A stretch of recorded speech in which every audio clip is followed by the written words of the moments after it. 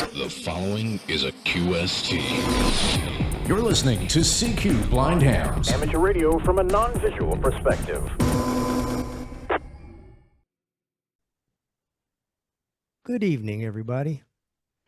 Or good whatever it might be, whenever you're listening to this Tech Zoom possible podcast, or maybe you're here live.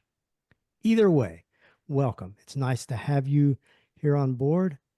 My name is Robert. My call is November Charlie 5 Romeo. And I am delighted to be your host this evening for this October Tech Zoom. This is an exciting one with some mystery around it. And we have a guest presenter who will eventually reveal the mystery. I will not do that. But we have a few other folks with us this evening who are normally participants in this Tech Zoom and or CQ Blind Hams podcasting process. Let me introduce them. First of all, Joel, W0CAS. How are you doing this evening, sir? Doing very well, Robert. Hope everyone can hear me because I didn't get the got it button. So am I coming through? Fine. Good. Just a couple of things of housekeeping. I want to announce that we almost have enough from Amazon to be able to buy the radio that we're going to give to a blind ham, a new licensed blind ham. We like maybe one more sale from Amazon. We had $93 and so many cents right now. So I think within the next month, we'll probably be able to make that $100. So they'll send us the check and then we'll be able to buy the radio. But I went ahead and bought the radio because it was on Prime Days yesterday from Amazon. So the radio is going to be a Redivus RT3S, and it will accept the open GD77 protocol software and firmware and voice prompts. So I should be getting that radio tomorrow and I'll start setting it up. And since we've had a few new licensed blind hams this year, I would like any licensed blind ham that would be interested in the radio that does not have an accessible radio. That's the key. If you've been licensed this year and you do not have an accessible radio using either the accessible GD77 firmware or the open GD77 firmware, please send me an email, joelcase@gmail.com. It's JOELCASE@gmail.com. And on the next Tech Zoom, we're going to do a drawing of all the names.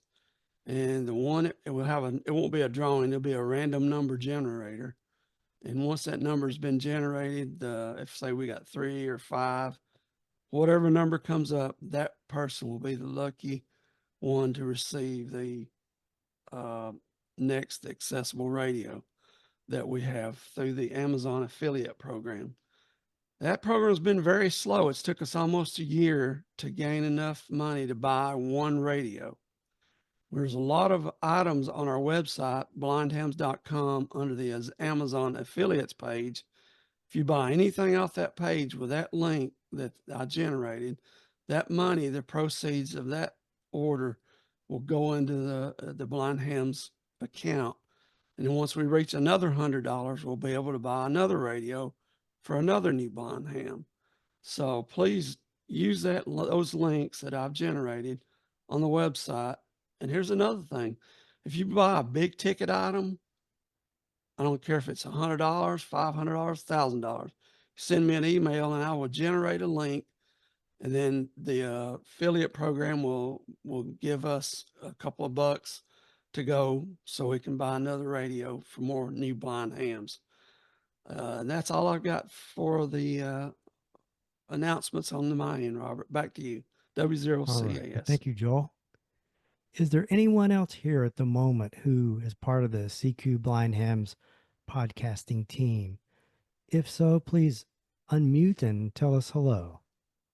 Hey, Robert, it's me, Angelo. I have one comment to add to Joel's information there. If you use that link, it doesn't cost you any extra, so keep that in mind. Anyway, thanks for calling the program today, and looking forward to it. Back to you, Well, Robert. thank you, Angelo. Anybody else, or is that it for tonight for announcements? All right, sounds like maybe it is.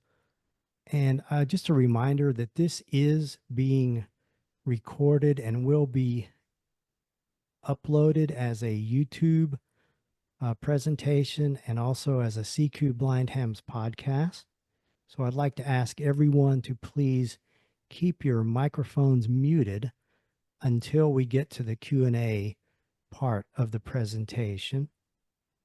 And then we will allow people to unmute and ask questions or participate in the discussion, but that will come at the end of the presentation. Well, this evening we're delighted to have back with us Allan Smith, KF0FUL, who is no stranger to this group and who has brought us some very interesting presentations in the past. And I am absolutely confident, based on just hearing your enthusiasm, Allan, that you are going to tell us something that we're going to find interesting and exciting. So without further ado, I will turn the microphone over to you, sir, and you can feel free to proceed with your presentation in any way that you see fit. So take it when you're ready. All right, Rob, thanks for the wonderful introduction, and thanks for having me back, and to the other co-host, Ange and Joel, much appreciated. So we've been talking about this presentation for months now, and I'm happy to finally be able to be presenting it. I apologize it's taken me so long, but I've been pretty busy at work, so getting these things together in the background. Before I go here, I am going to share my screen and get this thing started. Let's see. Okay, bear with me. Okay. So let's get this thing started here. So before I start, I'm going to ask a question for the sighted folks. That question is on the screen right now. And I'll give a minute or two for people to guess if they would like what this antenna might be. But and then I will do the reveal. I'll tell you what the antenna was. And then there's a short 30-second video that's going to play along with that. And I'm going to let it play. I'll give you a little bit of narration, but not too much. But it shows the scale of where I actually conducted this project, which is up in the mountains of Colorado near our family cabin. So let's get started here. And the question is it possible to create an organic antenna? An organic antenna. And I'll give you guys an opportunity to guess what might be an organic antenna. What does that mean? Anyone got any guesses? You can open your mic.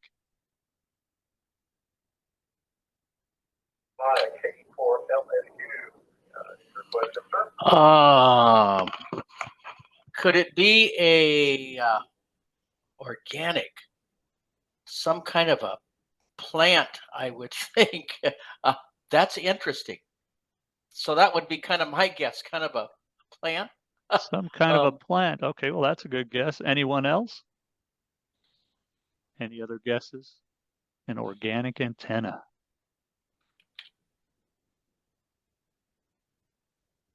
I don't think we have any other guesses. Give a few more seconds. Nobody has any idea. What is this organic antenna? Go ahead. Yeah, this is Ray. Could it be a tree? Well, that's a good guess. That's a really good guess, Ray. Okay, I read something a long time ago about loading a tree. You did? Okay. Yes, well, yes, let me do the reveal because you essentially got it correct. So everybody mute up their mics and then I'll do the reveal. So is it possible to create an organic antenna? I give you the aspen tree antenna. So That was the project. I'm going to explain a lot about it. I'm switching over to the video, which describing for folks who can't see is a drone video showing me in the forests of Colorado, deep in the forests of Colorado. And this drone is pulling back and showing the scale of where I performed this experiment up in the mountains of northern Colorado in Route National Forest near our family cabin, which is up near the Wyoming border. And you can see we're pulling back. There's lots of pine trees up there. You can see the mountains in the background, and there is sort of a grove of aspen trees behind me, although you can't see me very well because the drone's probably about a quarter mile away now. So we'll switch over to the aspen tree antenna. And as we said before, I'm Allan Smith. My call sign is KF0FUL. And before we get started, a little bit about me for folks who've never met me before. A little bit about me on the personal and professional side. Again, as I said, my name is Allan Smith. I'm originally from Denver, Colorado. Now I live in Wichita, Kansas, where I've been for nearly 30 years. Educationally speaking, I have a Bachelor of Science in Aeronautical Engineering from Embry-Riddle Aeronautical University. I was graduated class of 1987. I have been a commercial pilot for 41 years now, although I don't fly much anymore, if at all. But the thrust of my work is has to do with aircraft, and I've worked in the field of experimental and certification flight tests for over 35 years. Presently, I am a flight test engineer. I'm actually the principal flight test engineer at Bombardier Flight Test Center here in Wichita, Kansas, which is based at a little company that Bombardier bought back in the late or the early 1990s, and the company is called Learjet. You might have heard of us. And this is where I've worked for the past. Okay, so let's go through the agenda. So we'll talk about why did I choose an aspen tree, which kind of is an interesting thing in and of itself, and what exactly is a tree antenna and how does it work. We'll talk about the materials I use for this project in case anyone else wants to try it. It's very simple to put together. How I put the antenna together, how it's connected to the radio, and then we'll have a number of performance items that we'll talk about. I've got some SWR plots, a map of the QSOs I conducted on the antenna, some propagation maps, ways that this antenna could be improved, and then some just general conclusions. Also, I'll share how I conducted the proof of concept testing on this, because I actually tested it here in Wichita before I drug all this stuff out to the middle of the forest of Colorado. And I learned something during that as well. And then a question I get a lot, has this ever been done before? And the answer is yes, and we'll dive into that a little bit. And then Joel always admonishes me to talk about some of the other antenna projects, so I'll just briefly touch on some of the other antenna projects I've done in the past. And then we'll open it up to Q&A. Okay, so let's dive right in and let's talk a little bit about aspen trees and why I chose them for this particular project. So, did you know that one aspen tree is actually a smaller part of a larger organism? When you see a stand or a group of aspen trees, all of that is considered a single organism, with the main life force actually underground in the root system. Before a single aspen trunk appears above the surface, the root system could lie dormant for years until the conditions are just right. If there were drought, if there wasn't enough moisture, atmospheric conditions, that root system can live for years, many years. And then when the conditions are correct, it sends up these shoots, and then you end up with a grove of aspen trees. So in a single stand of aspen, each tree is a genetic replicate of the other tree. So sometimes they're called clones, and that's used to describe a stand, but they're all clones of each other, and they all come up from the root system. A little bit more, aspen trees are actually very old. In fact, some scientists think that they're the oldest living organisms on Earth. They're older than sequoia trees. They're older than the bristlecone pine. And I know I've heard creosote bushes are extremely old too, but these are supposedly according to scientists, the oldest organisms that are known to live on the planet. The oldest known aspen clone, they say, has lived more than 80,000 years on Utah's Fish Lake National Forest. And not only is the clone the oldest living organism, it's probably also the heaviest organism, weighing in at, they estimate, about 6,600 tons because of that huge root system. And even if the trees in a stand of aspen are wiped out, it's really difficult to extinguish the life force, because that root system can live for, as they say, thousands of years, and you know, in a dormant state until the right conditions come, and then it reproduces. So, okay, so knowing all of that, I had been thinking about this, and this thing's been percolating in my mind for at least 2 or 3 years now. And I thought, with the success of the water antenna that I made a number of years ago, I thought, well, a tree would probably be a good candidate for an antenna due to all the fluids and minerals that travel up the trunk and into the leaves. Those would provide a good conduit for RF current to flow through. So I chose an aspen tree grove with the theory, my theory, that it should radiate RF better than a single tree because the root system connects all the trees together. Anyway, that's my theory. Whether or not it's true would be difficult to prove. Although we had talked about, you know, maybe if I had a field strength indicator and a few more days, I could have maybe tried to figure out if that's true or not. Anyway, that's my theory. That's why I chose it. I also think aspen trees are beautiful, and I love doing radio in the mountains. So that's kind of how I ended up here.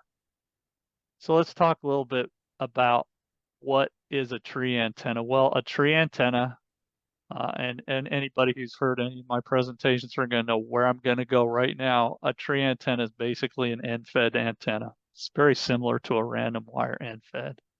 Works on multiple bands with an external tuner. And in my case, I used a grove of aspen trees in place of a wire.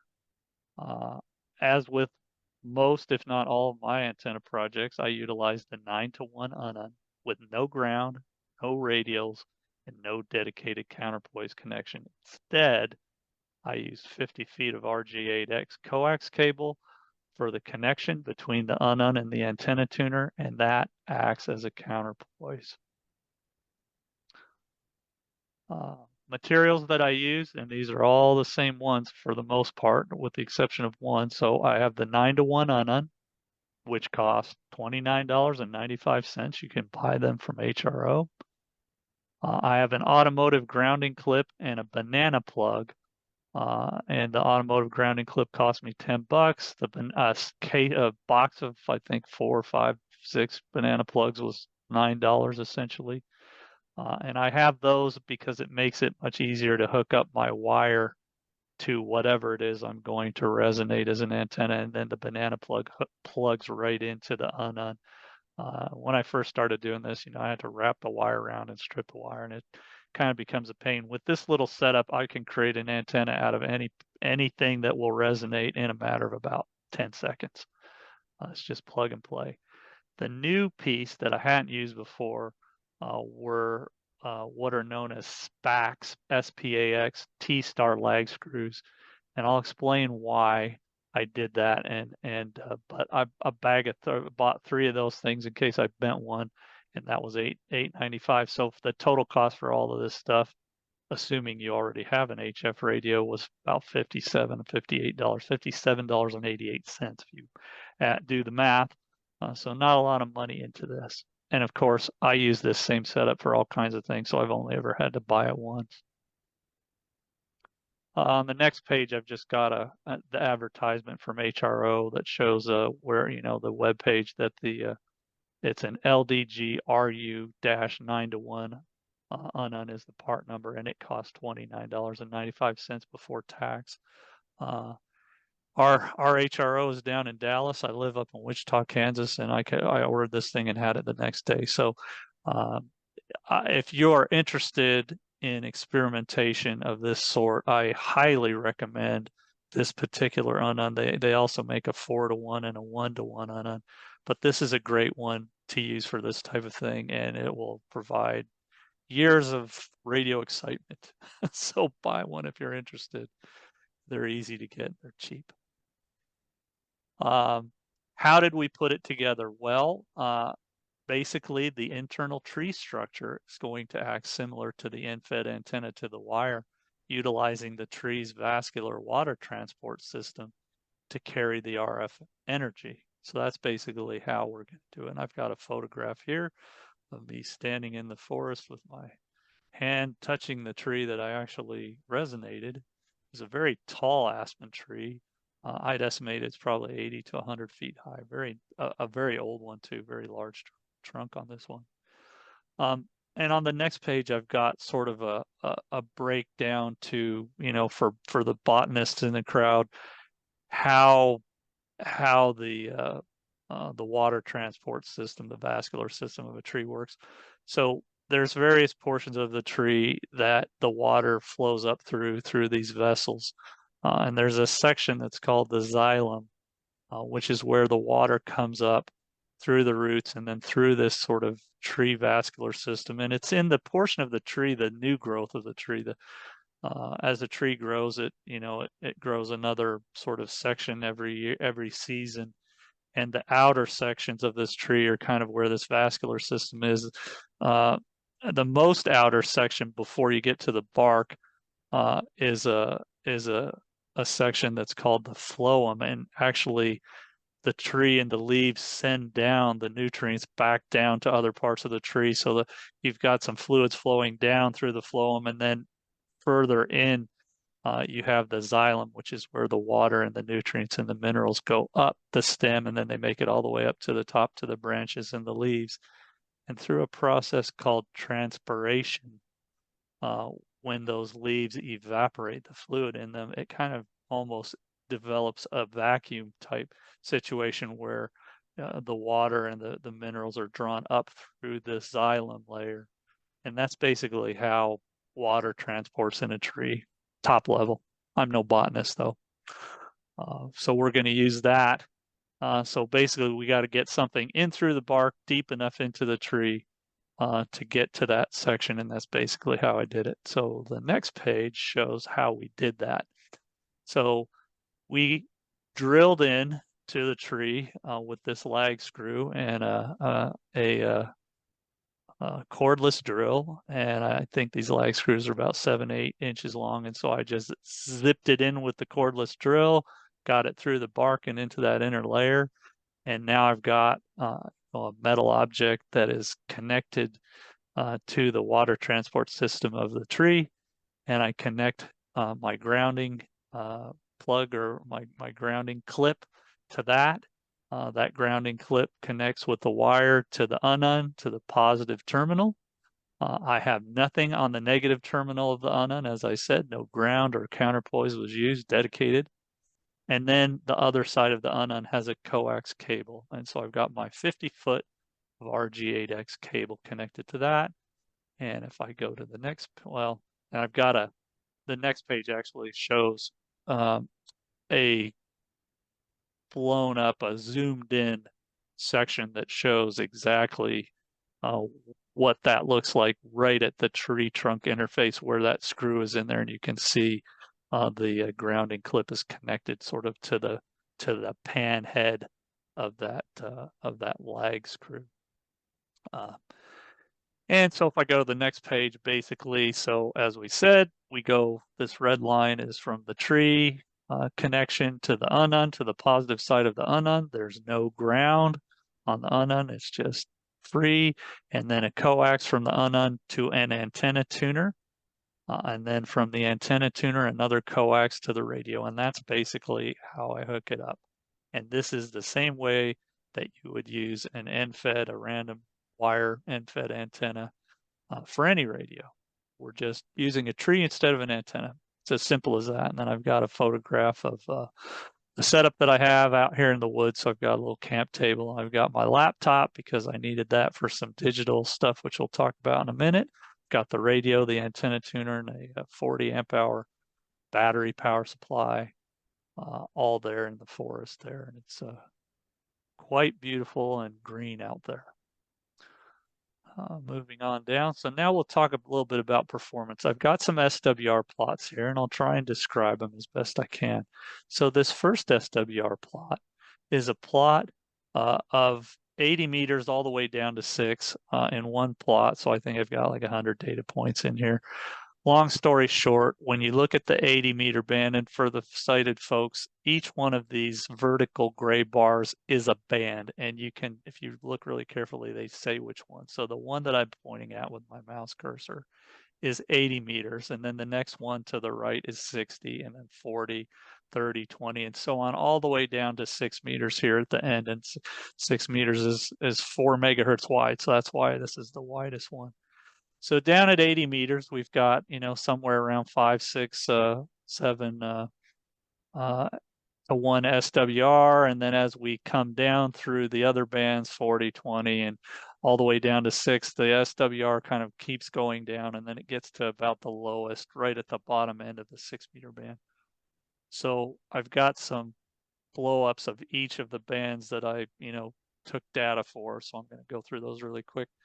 Here is the 80-meter band. You can see at the lower end of this, so that's 3.5 to 4 megahertz is the 80-meter band. The lower end is approximately 6.2, I'm going to call it, and then it slopes down a little bit, and the high end, the 4 megahertz band, is below 6, probably 5.7, 5.8. So relatively flat, but that's 80 meters. I did not make any contacts on 80, but I always like to see, how it performs down there. The next one I'm on now is the 40 meters. That one is completely flat across the band at about 4.5 to 1 SWR. So that's in the 7 megahertz region, as we all know. The next one, 20 megahertz, is just slightly, ever so slightly above 4 to 1 SWR, completely flat across the band from 14 to 14.350 megahertz. At about 4, I'm going to call it 4.05, just a hair above 4 to 1 SWR. 17 meters, also flat across the band at 4, that's around 18 megahertz. Next, 15 meters, 21 to 21, 450. Is slightly below 4, probably around 3.8, again, completely flat across the band. These are very low Q SWR readings across those bands. And then 12 meters, about 3.5 to 1, flat across the band. 10 meters, a little bit lower. I'm going to call it 3.2, flat across the entire band. And then 6 meters, we kind of talked about. The lowest portion is right at the beginning of the 6-meter band, which is 50 megahertz, and it's about 1.8, I'd say. And then it's relatively flat across the sideband portion of the band up to 51, and then it still remains below 2 until above 52 megahertz. And then at the top end at 54 megahertz, it's a little bit above 2, maybe 2.2. So still relatively flat. But all of those SWR readings, by the way, are tunable. Many of them without an external tuner, but some of the lower bands, require an external tuner, because most external tuners will tune anywhere from 3 to 1 down to 1 to 1. So when you're doing a lot of end-fed antennas, especially random length end-fed antennas, typically the SWR can be above 3, but definitely tunable. And the great thing about those antennas are they're multi-banded. And I love hopping bands. So those are the SWR plots. What do we have next? Okay, next I have a map of the QSO. So I'm going to describe this. And before I do, though, the day that I conducted testing, and I've got a table here, was the 29th of July this past summer. And as it always is in the summertime, we were having all kinds of solar flares. So I was out there about 4 hours in total. A good chunk of that time I had to wait because we kept having solar flares, and some of them were like R2s and might have had an R3, and it just blasted all the bands. And so I just had hash.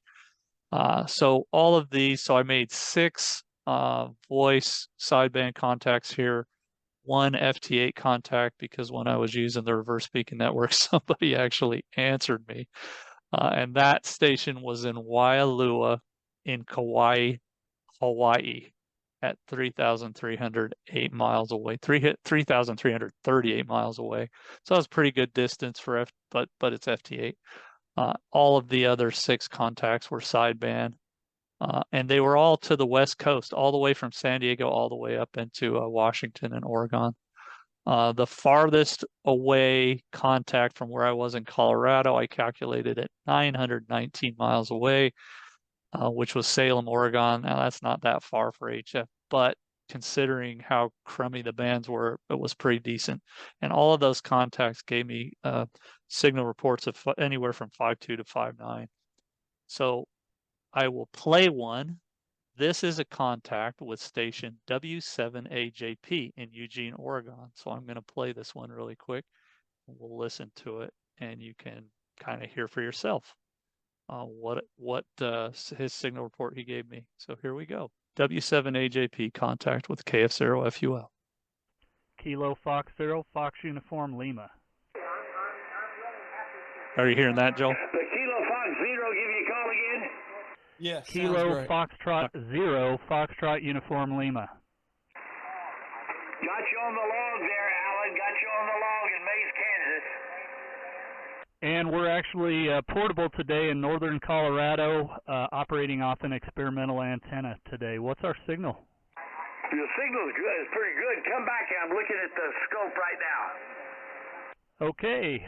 1, 2, 3, 4, 5, 5, 4, 3, 2, 1. KF0FUL. 5-5 double nickel, 5-5 double nickel. Pretty good. Crazy solar flare messed up a lot of things. QSL. Yeah, I've been waiting on the solar flare to kind of clear up to see how I'm doing. I've got you 5x959 into northern Colorado. We're in Route National Forest testing an experimental antenna made out of a grove of aspen trees, believe it or not. Well, aspen has a beautiful tree. Some of my favorite, I used to live up in Casper, and that's some of my favorite trees there, buddy. Well, they're beautiful. What's your call sign? Whiskey 7 Alpha Juliet Papa W7AJP. Whiskey 7 Alpha Juliet Papa, Kilo Fox 0 Fox Uniform Lima. Thanks for the signal report, and thanks for being there. KF0FUL 73.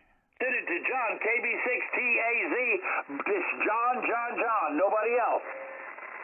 Okay, Bill, thank you. We'll break with Whiskey 7 Alpha Juliet Papa. This is Kilowatt Bravo 6 Tango Alpha Zulu, John in Central California. And by the way, Allan, you're an S3 in Central California, okay?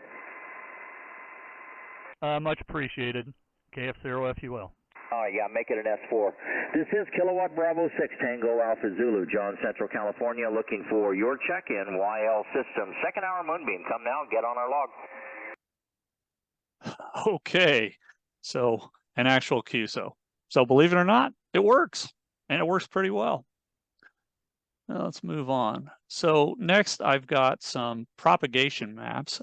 So as luck would have it, even though I was fairly far out in the boondocks, I had enough cellular signal that I could get internet on my cell phone and push it to my computer, which I was running on an inverter on my battery pack.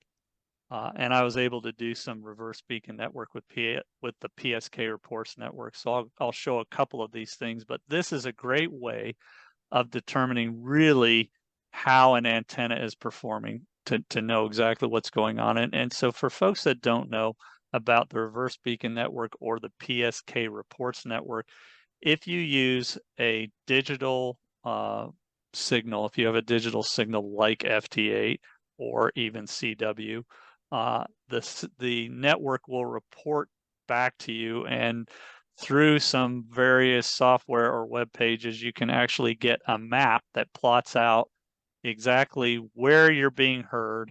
It actually can give you the station ID and the signals, strength that you're being heard at. So that's basically how I produce these maps, but they show you what type of propagation I'm getting. And of course, propagation can change from day to day. And, as you heard the other station note, we were having a lot of solar flares that day. But we'll go through a couple of these things anyway, and it really shows you how well this antenna did perform. And so you notice that on the other page, I'm going to back up here, all of these sideband and even the one FT8 contact, they're all to the west of me. And so when I initially did this, I was wondering, well, geez, is it because I actually have a mountain that's behind me to the east of me. And so I thought, well, maybe I'm just not getting out. Well, when I did the FT8 reverse beacon network, this proved to me that no, I actually was getting out to the east. So in this particular item, you see the FT8 contact in Hawaii, which was on this is 17 meter band, approximately, well, on 18.1 megahertz is where FT8 lives. So I'm hitting all along the West Coast, many stations hearing me on the West Coast, up into Canada, down into Mexico City, down to the east coast of Florida, and looks like Indiana or Ohio or something. And then a number of 5 or 6 stations are hearing me in Japan, believe it or not. So I'm making it all the way into Japan on this aspen tree, this grove of aspen trees. So that was 17 meters. Here's 15 meters. Again, I'm making it into Japan. At least 3 stations are hearing me there. A couple up into Washington and Oregon, and out to San Francisco and Los Angeles, down to the into the looks like maybe Cuba or at least southern Florida, and down into the Gulf Coast of Texas, and then 3 stations in Japan. And for I think this is the one where I've got the signal report. So one of those stations, Joel in Canada, and Joel will appreciate this, is giving me a minus 10 dB signal strength. Minus 10 dB on FT8 is a very strong signal. It's a really good one, and you can make FT8 contacts all day long on minus 10 dB. In fact, FT8 is capable of making a contact all the way down to minus 24 dB, believe it or not. Minus 10 dB on sideband, it would not work very well. You could probably get a really scratchy, weak contact at minus 10 dB, but typically you're not going to do too much with sideband there. But that's great, and it proves that we're getting out, which is good. The next map I have, okay, so I've got a map with 20 meters, so I think this may be the last one. And this map, I am hitting the entire continental US, many, 20, 30 contacts all up and down the West Coast, Arizona, all the way down the East Coast, up into Toronto, Canada, down into Florida, Texas, the Gulf. So pretty much, and up into Canada, north up into Canada as well, and up into Alaska, with 2 contacts in Japan, 2 more contacts in Japan. So 20 meters was hopping this particular day, and quite good performance there. And I think, yeah, I popped up the signal strength, signal to noise ratio with one of the Japan contacts was minus 18 dB. Again, not a great signal for sideband, but minus 18 dB will get you a lot of contacts on FT8. Not the best, but as I say, you can do worse on FT8. So great propagation on this aspen tree grove. I think that's the last one of these. Yeah. So now a quick slide on how could we improve this, and these improvement ideas would work for any end-fed antenna, by the way. So one way you might consider this to be an improvement would be to utilize a remote tuner. The theory is that inherent losses with your tuner located at the radio end of things can be minimized by putting the tuner at the antenna directly, right by the antenna, and then you're maximizing the RF transfer.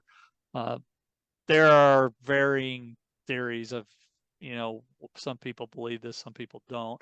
My experience has been I do just fine with the tuner at the radio side of things, but it is a theory, so that's one thing that might be tried.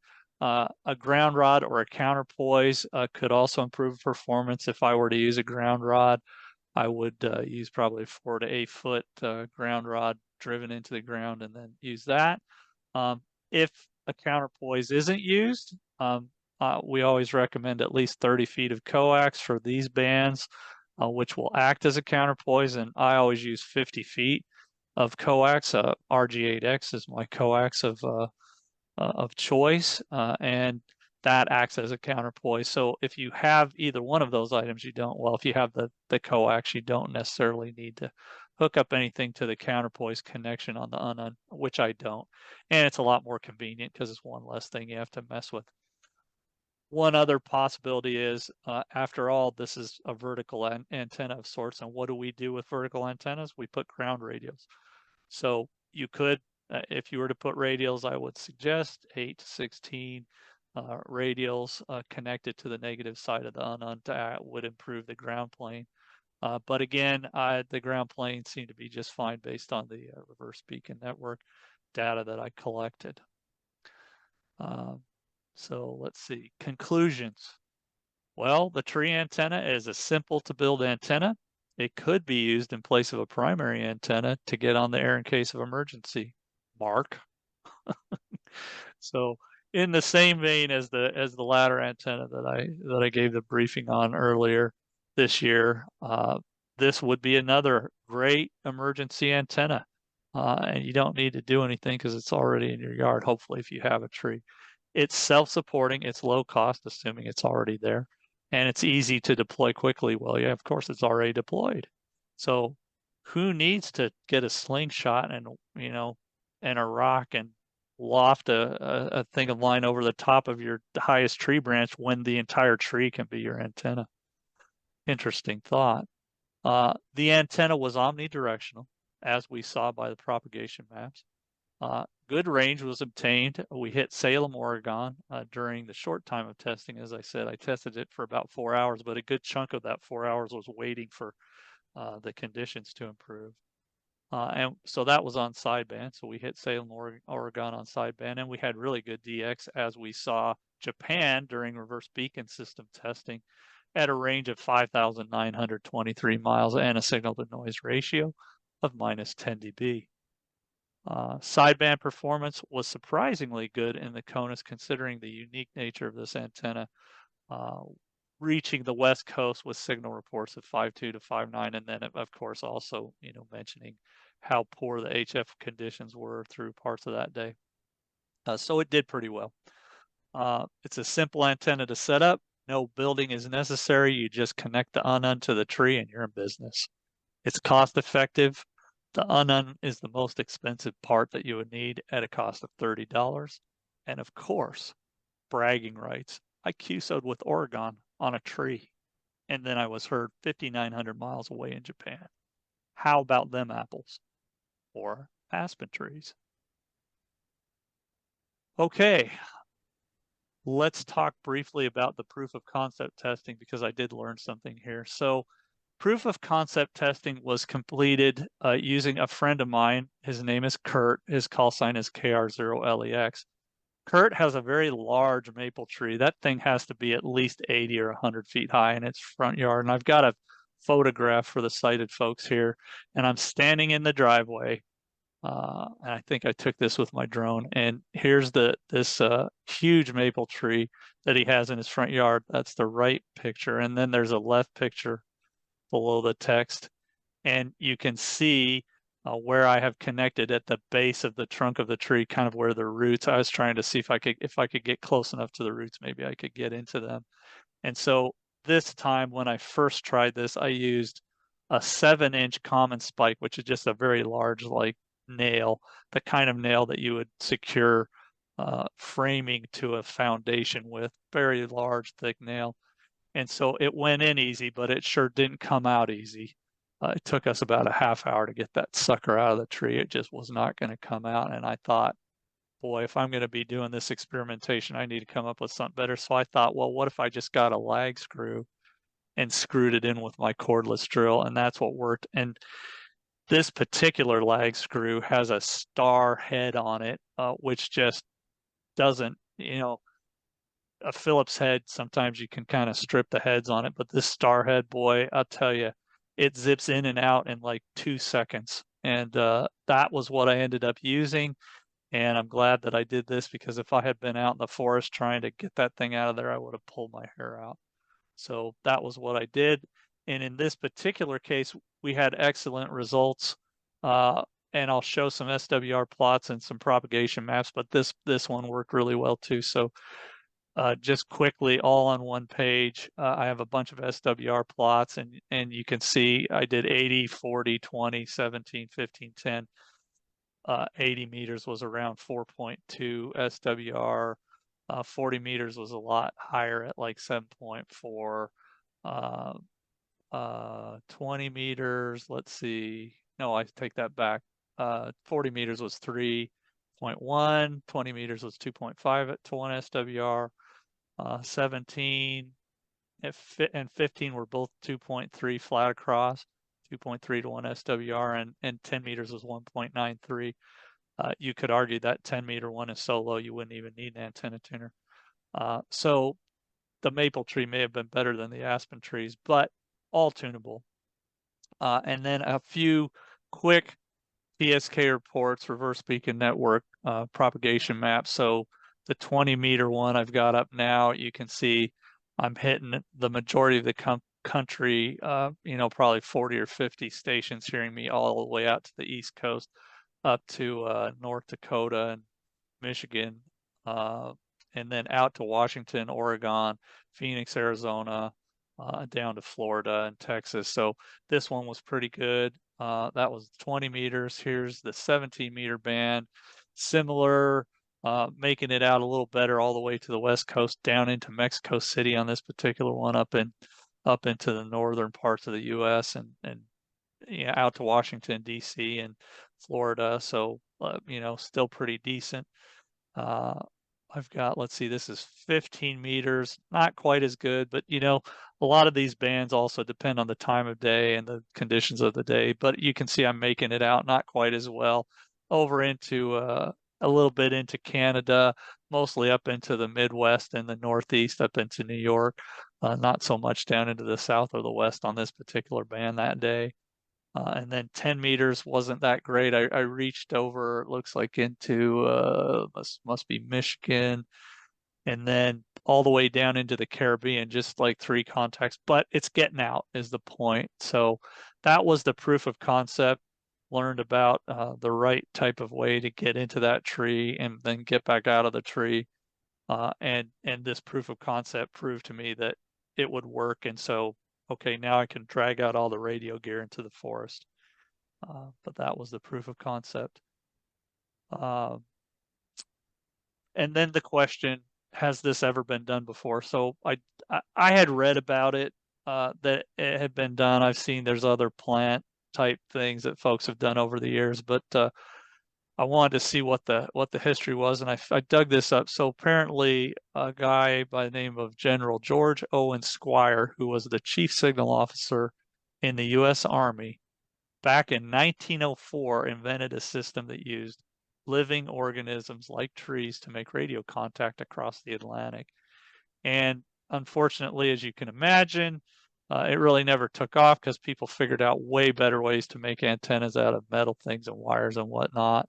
And so it just kind of fell out of favor until the Vietnam War, and the troops found them, or the U.S. troops found themselves, in the jungle, and with a lot of canopy over them, and so they needed a quick and reliable way to transport communication. So they made some tree antennas apparently, and after that, though, it's really been relegated to hobbyists.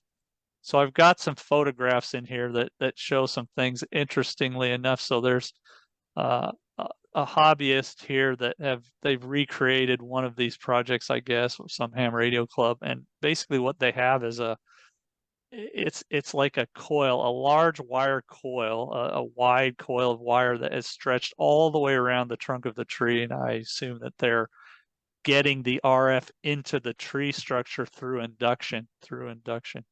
And so that's this one. And then there's it looks like an old painting from maybe a magazine or what now that says Electrical Experimenter Science and Invention magazine.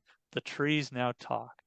And it's got a tree and some people that look like they're in military uniforms with some sort of an old radio set, and it's got these pegs that are driven into the tree and they're connecting to them for their antenna. So at any rate, it has been done. I'm definitely not the first one. But as I said, my sort of inspiration was my water antenna, and I thought, well, this will work with a tree. Of course it will. And I've heard of other people making them out of corn stalks and various other things. But I'll bet you I'm the first one to do it with a grove of aspen trees. At least I hope I am.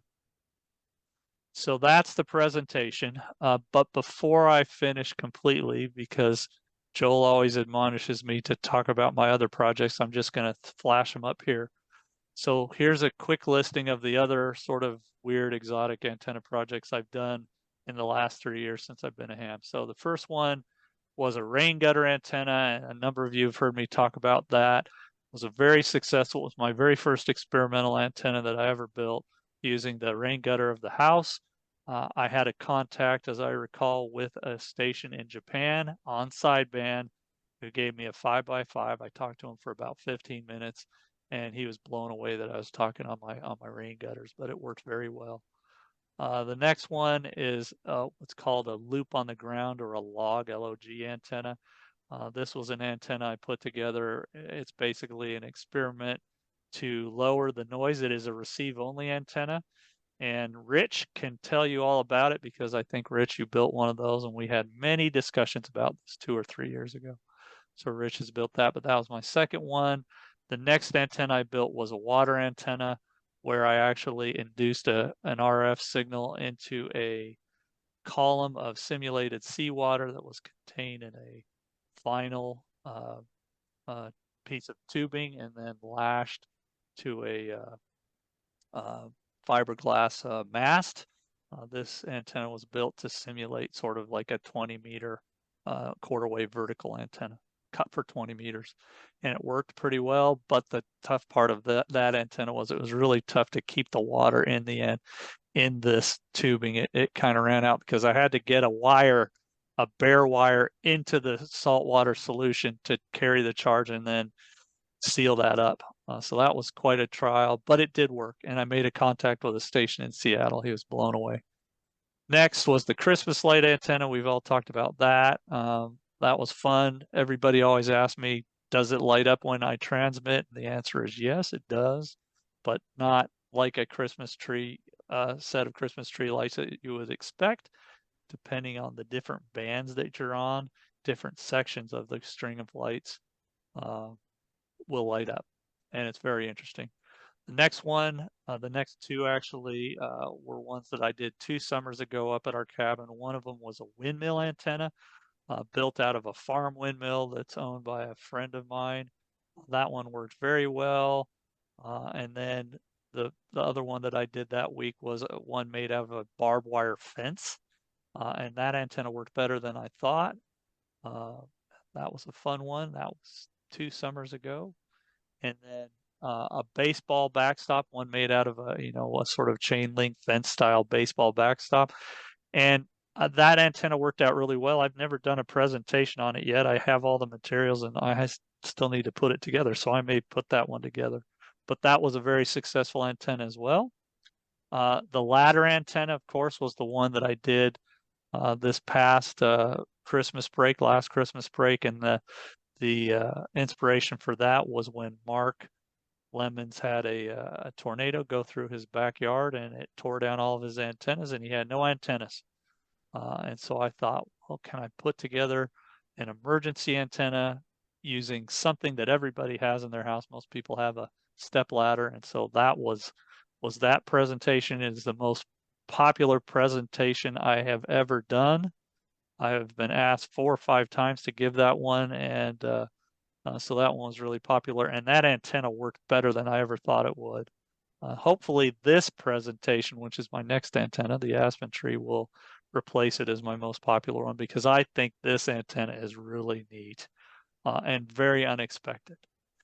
I'll go on to one more page. I've got a railroad track antenna, which I have been working on. It's still in progress using a set of abandoned railroad tracks.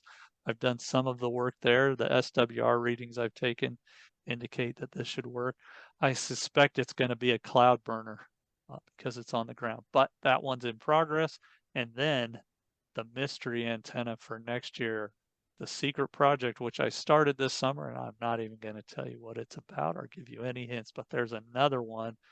Hopefully, we'll see how well it works. This one's pretty weird, but we'll see if it works. And that's my project for next year. So those are all the antenna projects. I hope you've enjoyed this presentation. I know I have, because I've been thinking about doing this for 2 or 3 years, and my results were well worth the effort. I encourage you, if you have a tree in your backyard, to give this a shot. So with that, I'm going to open it up to questions. Well, this is Rob. Allan, I just want to jump in right quick and say thank you so much for doing this presentation for us. You are the embodiment of amateur radio. You bring some excellent technical skill with wonderful creativity, and you get outside of the box and you think up antennas that I would never think of, and it's very cool. And thank you so much for taking your valuable time to present this to us. Yeah, let's open it up for questions and comments. There are only about 10 of us here right now, so I think if we listen carefully, we can just open it up and all try not to talk at the same time. But if you want to make a comment, please unmute yourself and grab the floor and go ahead. I'd like to make a comment real quick. Allan, are we going to name this the green antenna or the tree huggers antenna? Oh, I don't know. We'll have to think about that. We'll have to think about that. But I guess we need to, we want to give it a name that doesn't give it away right away. I think just call it the organic antenna. It's good to me. Allan, how low do you have to put the lag bolt, or does it matter? Well, as I said, when I was thinking about doing this, and I've known for, many years the nature of aspen tree groves, right? That they're all really connected together. It's like all one tree. And so I thought, well, the closer I get my connection down to sort of the root system, maybe it's going to be able to go through the roots and then up into the other, trees in the grove. In this particular case, I think I've got some photographs in there. It's probably 4 feet high. I didn't get it right down near the ground in this particular case, but I did make sure to get that lag screw in, a good 3 or 4 inches into the tree, so I'd be making good contact with the vascular system, and it seemed to work very well. As I say, when you look at those propagation charts, that I'm making it all the way out to Japan, clearly I'm getting out, right? So whether I'm using more than one tree or just, this one tree, which was a very large aspen tree, right? It was probably 80, 100 feet high. It worked. So I don't know. And impossible to know without a field strength indicator and a lot more experimentation to know, like, am I really making it into the rest of the grove or even part of it? Tough to know. But I'll tell you, I know I'm making it, into that tree if I can make it all the way to Japan with a minus 10 dB signal to noise. I mean, that is a really good signal. And in case anybody asks, all of these QSOs and contacts were made at 100 watts using an ICOM great HOA 7300. antenna. Oh yeah, absolutely. Absolutely. And I don't think it does any damage to the tree. No discernible damage, right?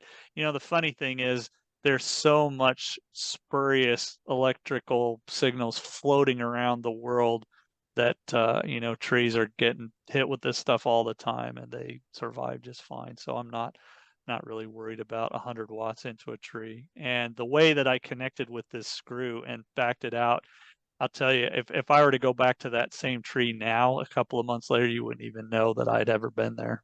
So it doesn't damage the tree. Tree will heal itself. Yeah. It's a very small screw hole, right? And it's self-sealing. So at any rate, any other questions?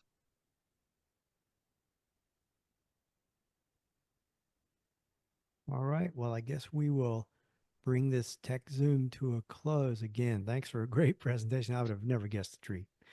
Anyway, This has been the Tech Zoom for October 2024. As always, it's the pleasure of the CQ Blind Hams podcast group to bring this Tech Zoom, and we look forward to bringing many more in the future. Stay tuned for an announcement about what will be coming next. But in the meantime, 73 everyone, take care and have a good evening. This is Robert, NC5R. I've been your host this evening. It's been my pleasure. And again, thank you so much, Allan, for a great presentation. It's been So a long, pleasure. everybody.